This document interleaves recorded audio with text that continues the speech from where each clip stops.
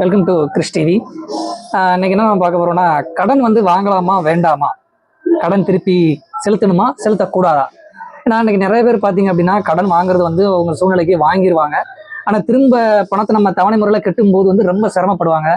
So அதுக்கு என்ன காரணம்னா, ஃபர்ஸ்ட் நம்மளுக்கு வருமானம் என்ன இருக்கு, அதுக்குள்ள இந்த இஎம்ஐ கட்ட முடியுமா அப்படிங்கிறத வந்து பார்த்துட்டு லோன் வாங்கினா எந்த பிரச்சனையுமே இருக்காது.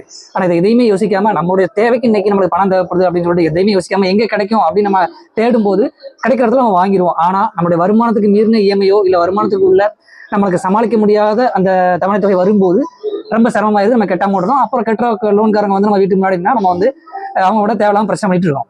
ஸோ இது வந்து எல்லாமே வந்து நம்ம கையில தான் இருக்கு.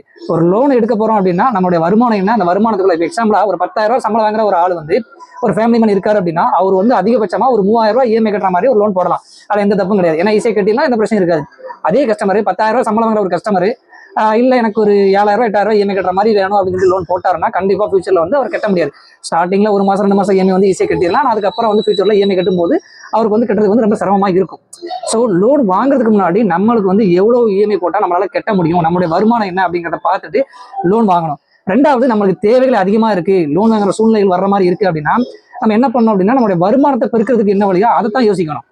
நம்மளுடைய வருமானம் கம்மியா இருக்கு ஆனா நம்மளோட தேவைகள் அதிகமா இருக்கு, இதுக்கு என்ன பண்ணணும்னா நம்ம ஹார்ட் ஒர்க் பண்ணணும். வேற வழி இல்லை. நம்ம வருமானத்தை பெருக்கிறதுக்கு என்ன வேலையெல்லாம் செய்யணுமோ அதைத்தான் பார்க்கணுமே தவிர வேற வழியே இல்லை அதனால நான் லோன் வாங்குறேன் அப்படின்னு சொல்லிட்டு வாங்கினீங்க அப்படின்னா நிறைய பிரச்சனைகள் வந்து சந்திக்க நேரிடும். ஏன்னா நிறைய சோசியல் மீடியாவில் பார்த்தீங்க அப்படின்னா இன்னைக்கு பாதி பேர் வந்து அந்த முக்கியமாக அந்த குழு லோன் மகளிர் குழு லோன் வாங்குறாங்க, அந்த தேவைக்கு வாங்கிடுறாங்க, அப்புறம் கட்டுறதுக்கு வந்து ரொம்ப சிரமப்படுறாங்க, அப்புறம் பேங்க்ல இருந்து போய் ஸ்டாஃப் போய் கேட்கறாங்க, இருக்குமே வாக்குவாதம் ஆகுது. அந்த மாதிரி சோசியல் வந்து நிறைய மீடியாக்கள் பார்க்குறோம். ஸோ இது எல்லாமே வந்து லோன் வாங்குறதுக்கு முன்னாடி வந்து நம்ம வந்து தெளிவாக இருக்கணும். ஒரு லோன் நம்ம வாங்க போறோம் அப்படின்னா நம்மளால அதை கட்ட முடியுமா, நம்மளுடைய வருமானம் என்ன.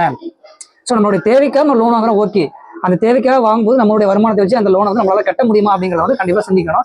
ரெண்டாவது, நம்மளுடைய தேவை இருக்கு அப்படிங்கிறதுக்காக லோன் வாங்குறத விட நம்மளுடைய தேவைகள் அதிகமாக இருக்கு அப்படின்னா அதுக்கு வருமானத்தை பெருக்கிறதுக்கு என்ன வழி அப்படிங்கிறத யோசிக்கணும். சரிங்களா?